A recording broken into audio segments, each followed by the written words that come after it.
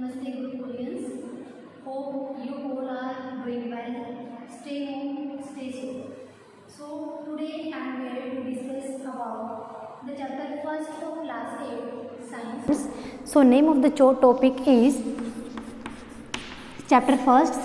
Our topic name is crop production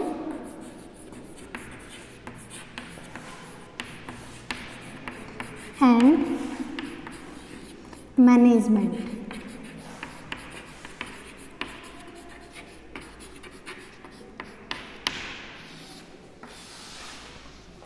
Very interesting thing about this chapter that the student, those who belong to the farmer family, it's quite easier for them because all farmer knows that how we have to produce the crop and how we have to maintain and manage the crop after yielding. Okay, so first of all we'll discuss about the common things. What is crop?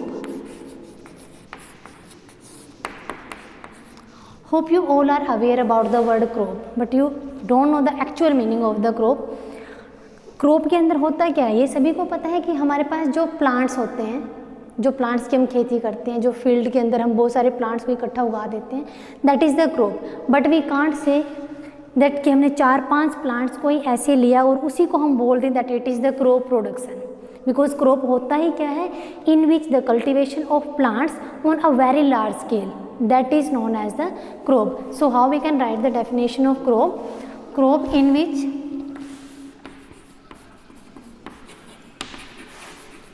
same kind of plant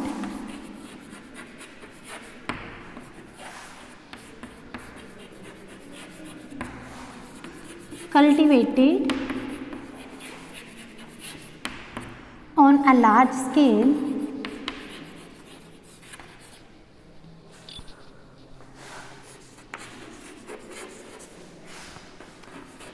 as a source of food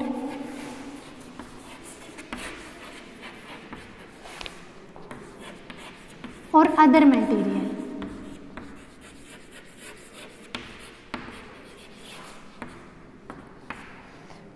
means simply हमारे पास crop क्या होता है, जहाँ पर same kind के plant हम large scale पर प्लांटिंग करते हैं, कल्टीवेट करते हैं for the purpose of as a source of food और any other material. Other material mean to say like हम कॉटन की खेती करते हैं, जूट करते हैं, कॉटन से हमें क्या फाइबर मिलता है, so that is the comes in the other material. So it is the crop. Second thing, we know that are India is a vast country.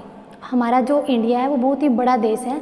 Different reason पे जो एनवायरनमेंट की कंडीशन है, जो टेम्परेचर है, humidity है, rainfall है, अगर हम बात करें सोइल की, everything is totally different. So according to that हमारे पास जो क्रॉप की वैरायटी है that is also different in different region of the India. तो सबसे पहले हमें माइंड में बात रखनी क्या है कि अकॉर्डिंग टू दैट कि हमारी जो क्रॉप है किन फैक्टर्स के ऊपर वो डिपेंड करती है. And here we have 2 main factors. First is type of soil,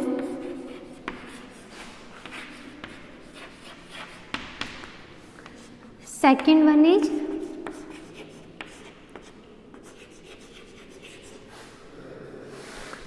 natural things like we can say temperature,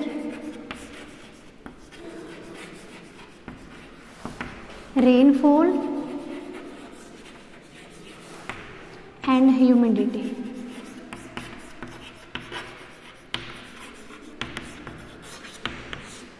So these are the factors which plays an important role in the formation of the crop. और उनकी जो crop की हमारी variety है उसके ऊपर बहुत ज़्यादा इफेक्ट ये डालता है. Type of soil, because different region के अंदर सोइल का टाइप सेम नहीं हो सकता. हमें पता है कि डिफरेंट जगह पे कहीं पर सोइल हमारी ऐसी है जिसकी वाटर होल्डिंग कैपेसिटी बहुत ही ज़्यादा है. कुछ एरियाज़ के अंदर सोइल हमारी ऐसी है जहाँ पर वाटर होल्डिंग कैपेसिटी बहुत ही कम है. तो उसी के अकॉर्डिंग हमें क्या करना पड़ता है, क्रॉप की वैरायटी की यील्डिंग होती है. डिफरेंट एरिया के अंदर डिफरेंट टाइप की क्रॉप का प्रोडक्शन किया जाता है. So these are the main factor. सबसे पहले क्या है, वो टाइप ऑफ सोइल के ऊपर डिपेंड करता है कि डिफरेंट रीजन के अंदर सोइल का टाइप किस तरह तरीके का है. सेकेंडली हमारे पास है नेचुरल थिंग्स. जो नेचुरल कमिटीज़ हैं वो हमारे पास मेनली क्या है, लाइक वो ये टेम्परेचर के ऊपर भी डिपेंड करता है, वहाँ का टेम्परेचर कैसा है. रेनफॉल के ऊपर डिपेंड करता है, बारिश ज़्यादा होती है, कम होती है, एवरेज होती है, it depends on that also. Secondly it depends on the humidity also. So these were the factors on which crop varieties depends. Secondly अब हमें पता है कि दैट हमारा जो इंडिया एक बहुत ही बड़ा देश है. अकॉर्डिंग टू दैट हम डिवाइड नहीं कर सकते that how many types of crop. Simple शब्दों में यहाँ पर हमने क्या है, क्रॉप का एक जो ब्रॉड पैटर्न है उसको डिवाइड कर दिया गया है, जो किसके ऊपर बेस है, सिंपली सीजन के ऊपर बेस. हमें पता है कि हमारे यहाँ एक रेनी सीजन में खेती की जाती है, सेकेंडली विंटर सीजन में खेती हमारी की जाती है. तो according to that crop is divided into 2 types. What are those 2 types? First one is kharif crop,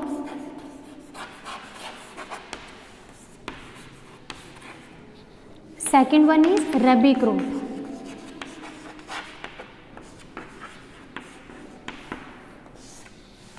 Quite simpler. Just हमें क्या पता होना चाहिए कि जो खरीफ क्रॉप है हमारी when it is planted and when it is harvested.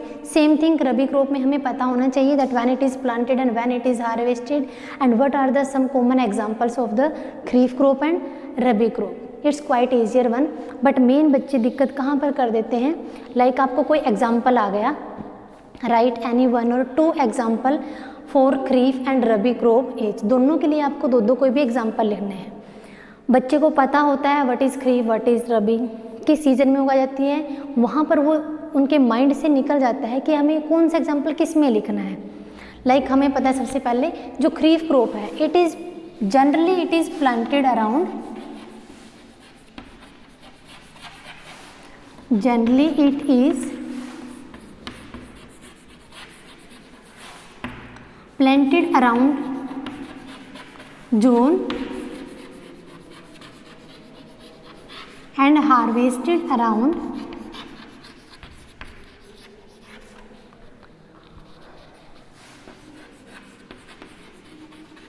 October.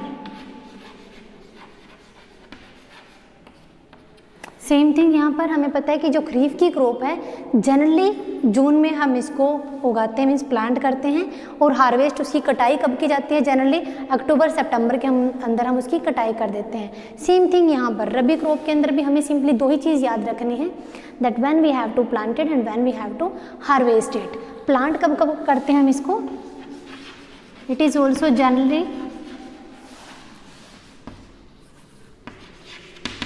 generally it is planted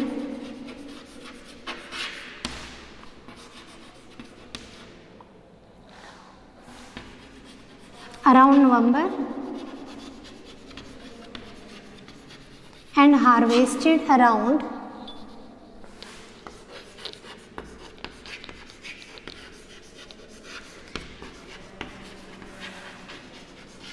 April.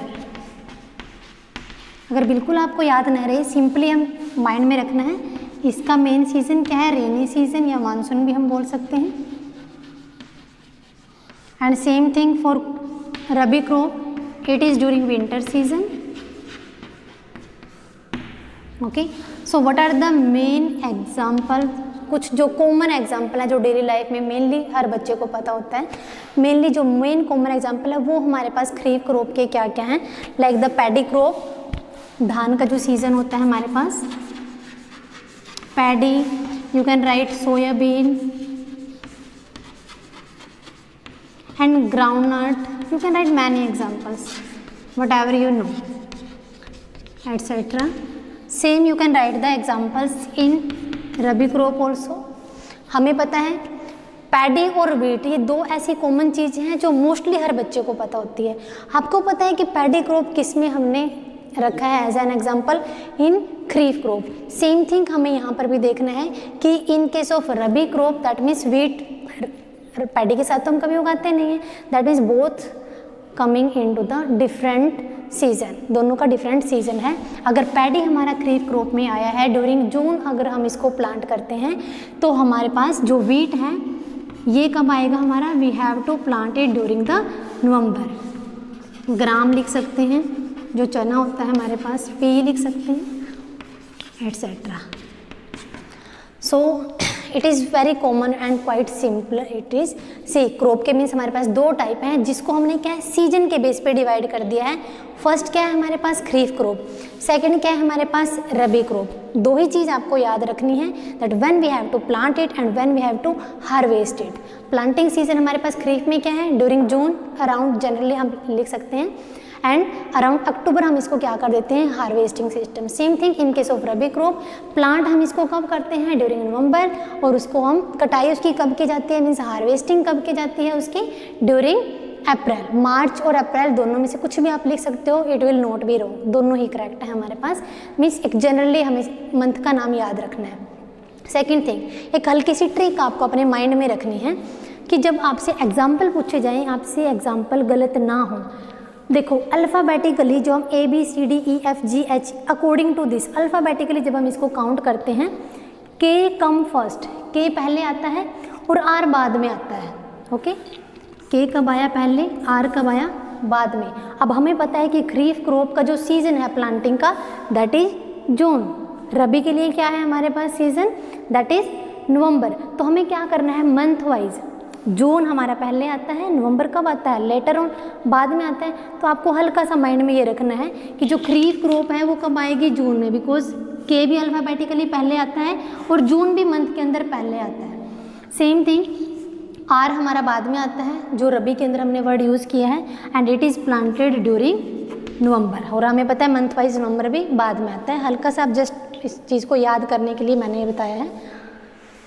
So these are the two main types which depends on the season.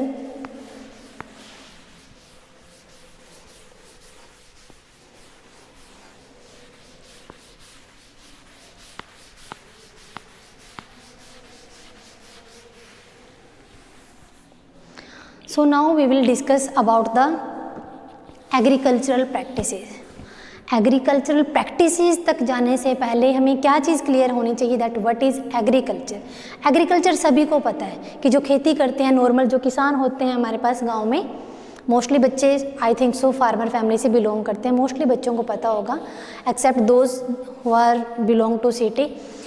तो क्या है हमारे पास एग्रीकल्चर, हमें पता है कि खेती करना। So what is the agricultural practices, हमें पता है कि कोई भी क्रॉप प्रोडक्शन करने के लिए ऐसा तो नहीं होता ना कि हमने जस्ट सीड को ऐसे खेत में बिखेरा, एक दो बार पानी दिया and we have to obtain the yield of the crop, it's not possible. तो हमें क्या है step to step sequence wise एक एक्टिविटीज़ को पास करते हुए पूरी एक प्रोसेस को हमें उसके अंदर इंक्लूड करना होता है, and that complete process and activities are known as the agricultural practices. So first of all write that what is agriculture.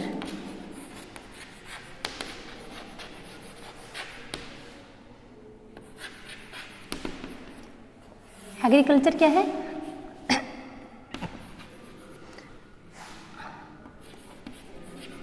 The science of cultivation of crop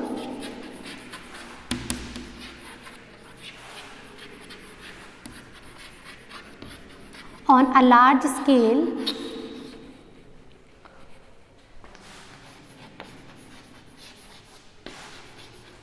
as a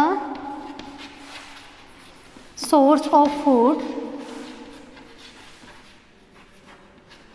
and other material.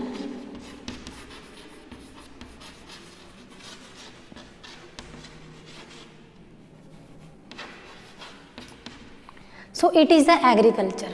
अब हमें clear हो गई definition कि agriculture क्या है। Clear means no need to be much confuse about it. हमें पता है कि जब हमने क्रॉप की डेफिनेशन लिखी थी approximate it is similar to that, just हमें यहाँ पर क्या वर्ड यूज़ कर दिया the science of cultivation. Okay, so अब हमें पता करना है what is agricultural practices. Agricultural practices as I told you earlier that agricultural practices के क्या होते हैं that various activities which are involved during the crop production is called the agricultural practices. तो सिंपली हमें यहाँ पर क्या लिखना है, a series of activities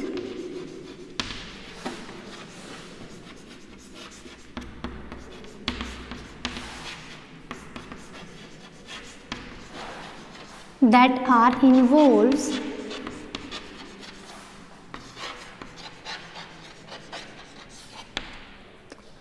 during the crop production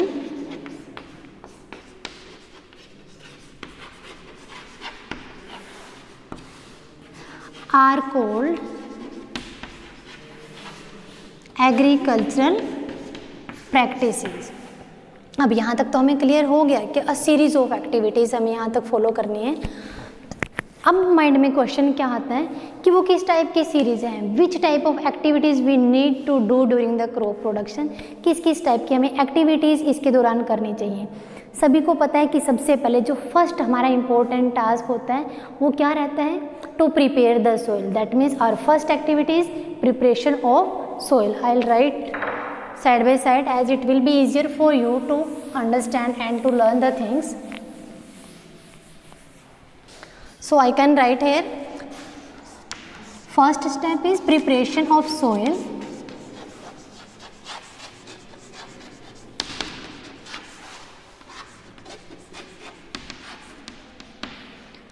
See, after preparation of soil क्या करते हैं, think about it। हमने सोइल को प्रिपेयर कर लिया कि जो बिग पार्ट्स होते हैं हमारे सॉइल के, बिग पीसीज जो हमारे पास होते हैं, we have to convert it into the fine pieces, okay, as per requirement of the crop. According to that we have to convert the big pieces of the soil into the small pieces. Second step हमारे पास क्या आता है, soil को prepare करने के बाद हमें ज़रूरत है सीड सिलेक्शन और उसको सो करने की, बिजाई करने की खेत में। So second step is selection and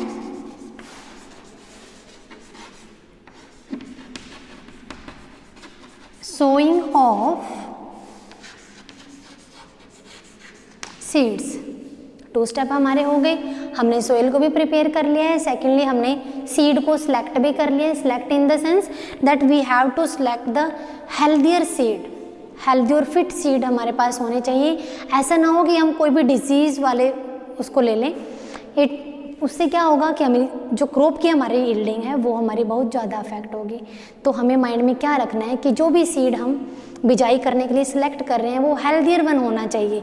ऐसा ना हो कि वो अंदर से होलो हो गया, खोखला हो गया है, किसी इंसेक्ट ने ईट कर लिया या उसके अंदर कोई डिजीज़ ऑलरेडी वो उसके अंदर कोई बीमारी लगी हुई है। So you have to avoid such type of seeds, okay. So see what is the third step. Third step क्या होगा, इरिगेशन।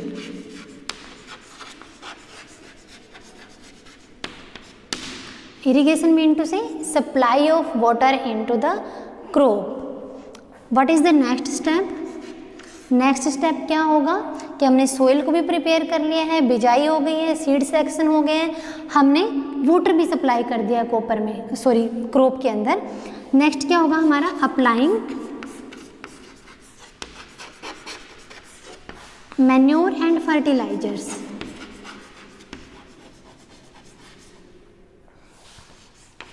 अब हमें क्या करना है, खेत के अंदर खाद डाल देना है, okay. So what will be the next step. सब कुछ रेडी हो गया, अब हमें क्या करना है, जो हमारी क्रॉप बन के तैयार हो गई है, we need to protect that crop. So next step is the crop protection.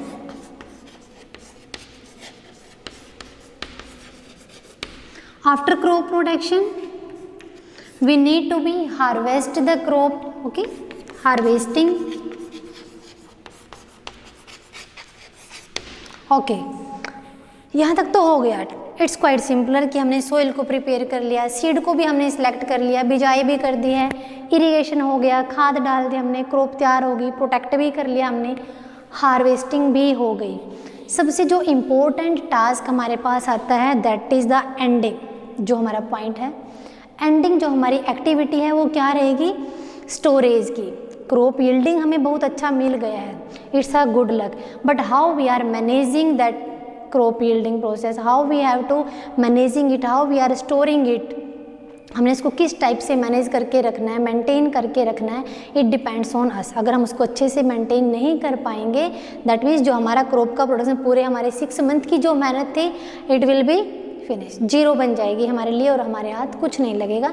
तो हमें यार सबसे जो इम्पोर्टेंट पॉइंट है एक्टिविटी सीरीज़ के अंदर वो क्या रहेगा हमारे पास, storage. Okay, so it's very simple.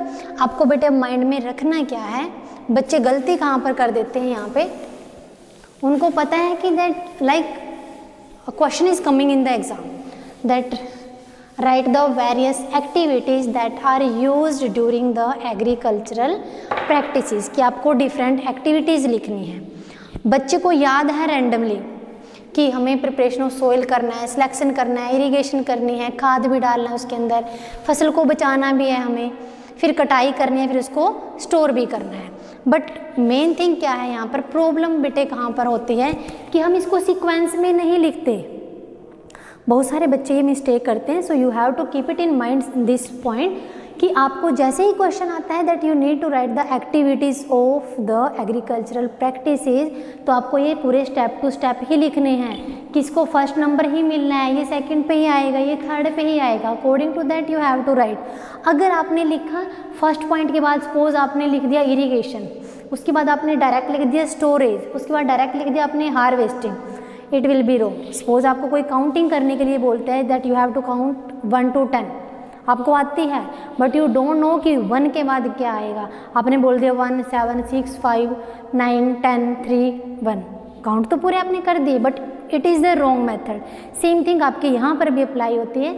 First step soil को प्रिपेयर करने के बाद आपको सीड का सिलेक्शन और सोइंग करना है, तो आपको यही पॉइंट लिखना है। अगर आप लिखोगे स्टोरेज करनी है, how it will be possible, it will be wrong, वो पॉसिबल हो ही नहीं सकता कि जब तक आपने उसके अंदर सीड ही उसके अंदर आपने सोइंग नहीं किए हैं, how you are storaging the crop. तो आपको ये चीज़ माइंड में रखनी है, जब भी आप लिखो उसको सीक्वेंस में ही आपको लिखना है।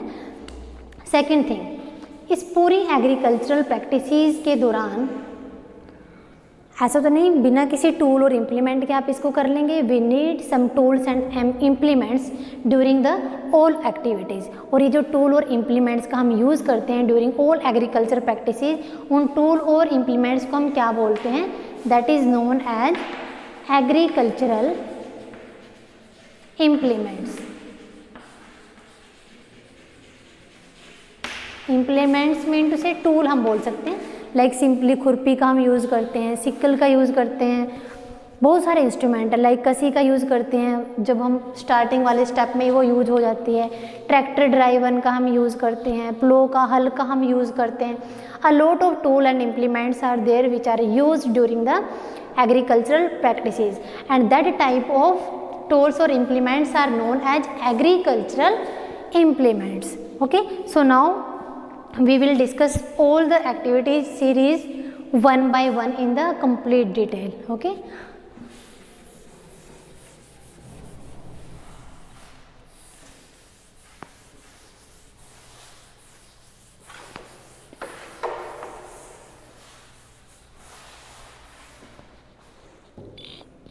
our first point is preparation of soil. soil को prepare करने के लिए हमारे पास है we need to follow the 2 main steps. first is plowing. plowing mean to से just हल से जो हम खेत को जोतते हैं, that is the plowing system. and after plowing we need to be level the soil. leveling की हमें बहुत ज़्यादा ज़रूरत पड़ती है. so what is the first one? preparation of soil के अंदर पहला हमारा काम क्या होगा, plowing. and after plowing we need to be leveling. plowing में सिंपली जो हम खेत को जोतते हैं, इसके अंदर क्या है, just breaking loosening and turning of soil is known as the ploughing. कि जहाँ पर हमें क्या है, जो हार्ड हमारी सोइल होती है उसको किसी भी हल से या ट्रैक्टर ड्राइवन कल्टीवेटर की हेल्प से हम जस्ट मिट्टी की उथल पुथल कर देते हैं, टर्न कर देते हैं कि नीचे वाली जो मिट्टी की सरफेस है हमारी वो ऊपर आ जाए। इस टाइप से जो मिट्टी को हम लूज़ कर देते हैं, लूज मिनटों से जो हल्की पोली हमारी मिट्टी हो जाती है ताकि प्लांट्स की रूट को अंदर तक पेनिट्रेट होने में आसानी रहे। Okay, so that is known as the ploughing. What is ploughing? Just simply breaking, loosening and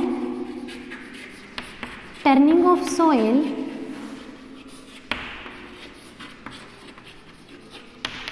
is called plowing.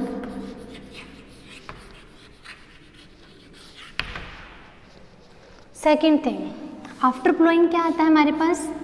Levelling, कि जो मिट्टी हमारे पास है खेत के अंदर उस पूरे का लेवल करना बड़ा ही ज़रूरी है। It should not be like that कि अप एंड डाउन, कहीं से बहुत ज़्यादा ऊपर है, कहीं से एकदम से नीचे, एक जगह से, मीन्स अप एंड डाउन नहीं होना चाहिए। क्यों नहीं होना चाहिए? अगर हमने सेम टाइप की क्रॉप को उसके अंदर प्लांट किया है, दैट मीन्स उसकी वाटर की रिक्वायरमेंट भी सेम रहेगी।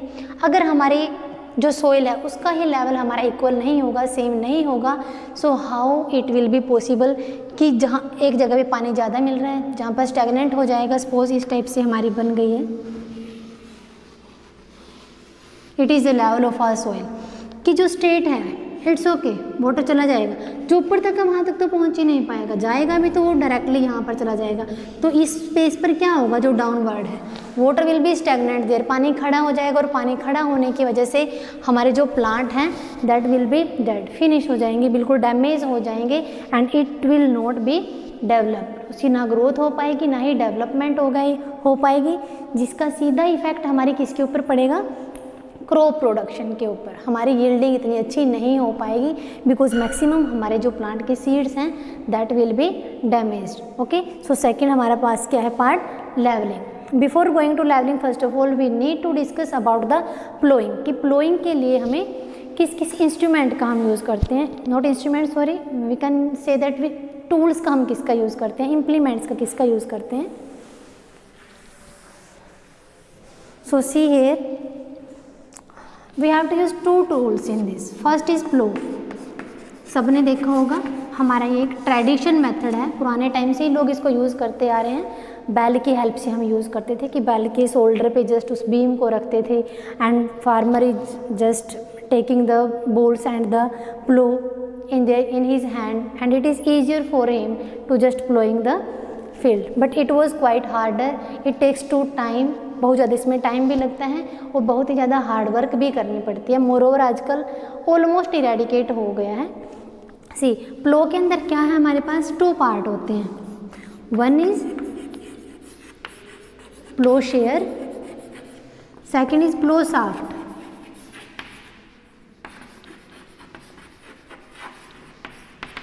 जो प्लो शेयर है हमारा, it is broaden in shape, थोड़ा चौड़ा होता है, and it is made up of iron, iron का बना हुआ होता है। Secondly plough shaft, it is made up of wood, ये वुड का होता है, और long tube like structure, narrow long tube like structure से इसके अंदर बनी होती हैं, कुछ कुछ इस टाइप का,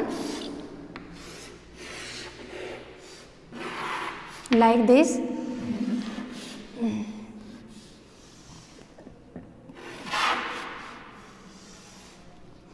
सो ये क्या है हमारे पास? Plough share, and it is plough shaft,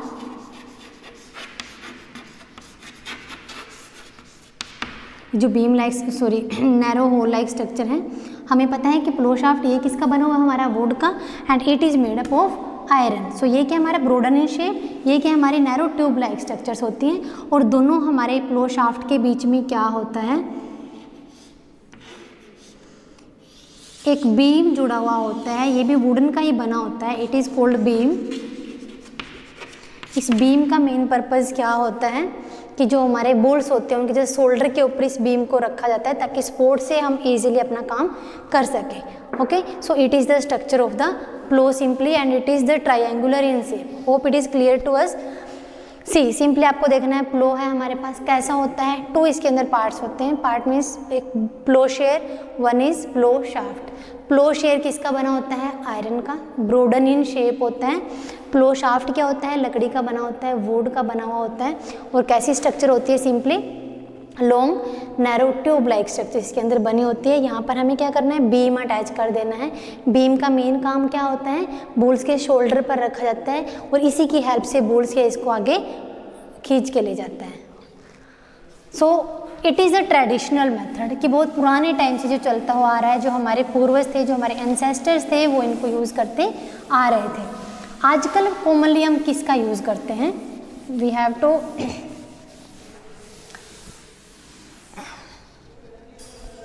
second is the tractor,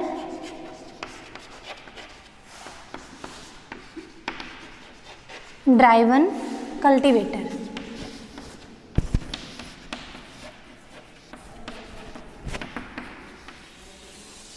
means nowadays जिस टूल का हम यूज़ करते हैं, it is that type of tool and it is far better than the tradition tool. Tradition mean to see like plough हमने जो पढ़ा है, हल के कंपैरिजन में अगर हम ट्रैक्टर ड्राइवन कल्टीवेटर का यूज़ करते हैं तो ये बहुत ही अच्छा है। क्यों अच्छा है? What is the main reason behind it? Because it saves time, it saves time and labor.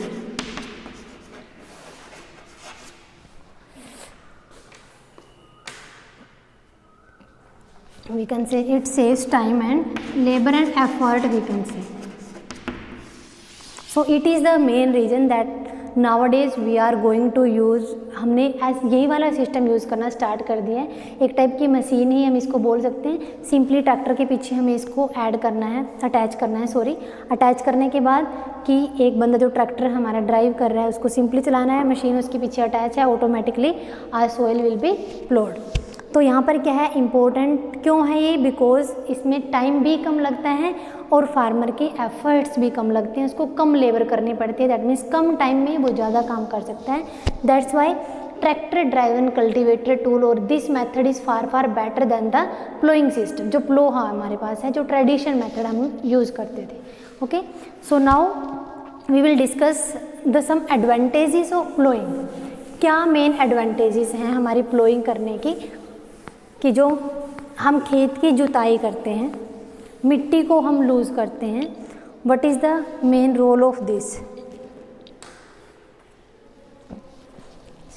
Advantages of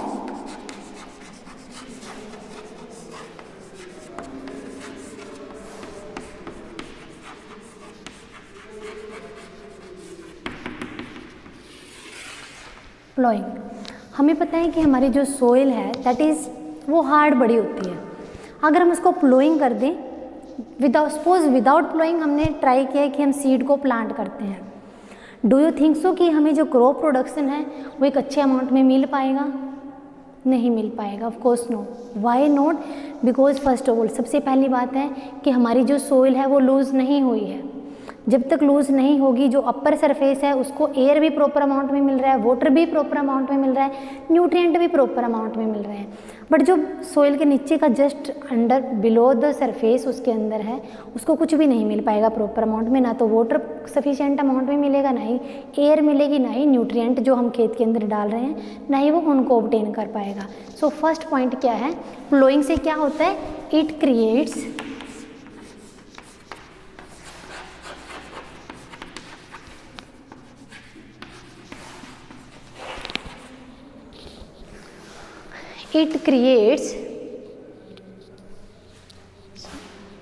space for air in soil। Soil के अंदर क्या है? स्पेस क्रिएट कर देता है ताकि ईजिली जो एयर है वो आर पार हो सके, जो हमारे प्लांट्स के रूट हैं वो ईजिली एयर को इनटेक कर पाएँ। Secondly, it is helpful to remove the weeds. Weeds को रिमूव करने में, वीड्स क्या होते हैं? अनवांटेड प्लांट, जिसको हम खरपतवार बोल देते हैं mainly. Unwanted plant mean to say कई बार क्या होता है कि हमारी क्रॉप के साथ a large amount of unwanted plants are grown. हम उसको देख सकते हैं कि बहुत ज़्यादा अमाउंट में हो जाते हैं, तो वो क्या उससे रिमूव हो जाता है प्लोइंग सिस्टम से। इनका हार्मफुल इफेक्ट क्या है वीड्स का? वो ये है कि जो हम प्लांट्स के लिए न्यूट्रिएंट, पानी और जो एयर यूज़ कर रहे हैं उसके अमाउंट में उतना ही न्यूट्रिएंट वो वीड्स भी ले रहा है, जिसकी वजह से हमारी क्रॉप यील्डिंग के ऊपर बहुत ही गहरा इफेक्ट पड़ता है। तो यहाँ पर सेकंड पॉइंट हमारे पास, नेक्स्ट पॉइंट हमारे पास क्या है? Third point, it लूजन the soil so that root of plant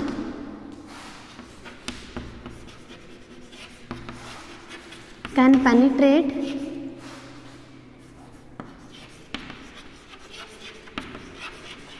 deep into the soil।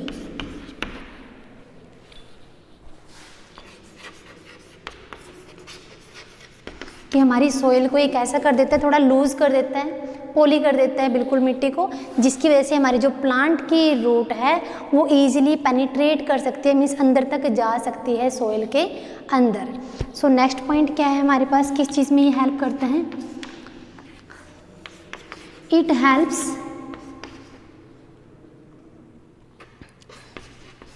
To bring nutrient rich soil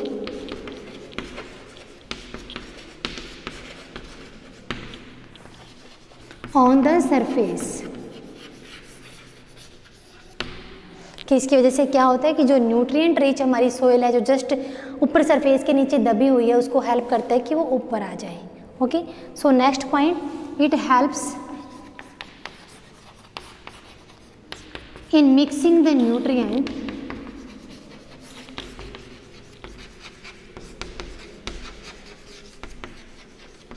well into the soil. कि जो भी हम न्यूट्रिएंट यूज़ कर रहे हैं हमारे खेत के अंदर अपनी क्रॉप को बचाने के लिए, like urea, ammonium, whatever the source we are using, ताकि जो भी हम न्यूट्रिएंट दे रहे हैं हमारी सोइल के अंदर वो प्रॉपर अमाउंट से मिक्स हो जाए। ओके, सो मेन एडवांटेजेस हमारी क्या है प्लोइंग की? सबसे पहले कि ये हमारी सोइल के अंदर एयर स्पेस क्रिएट कर देता है ताकि हमारे प्लांट की रूट को ईजिली एयर मिल सके। सेकेंड, कि जो अनवांटेड प्लांट्स हैं उनको रिमूव कर देता है।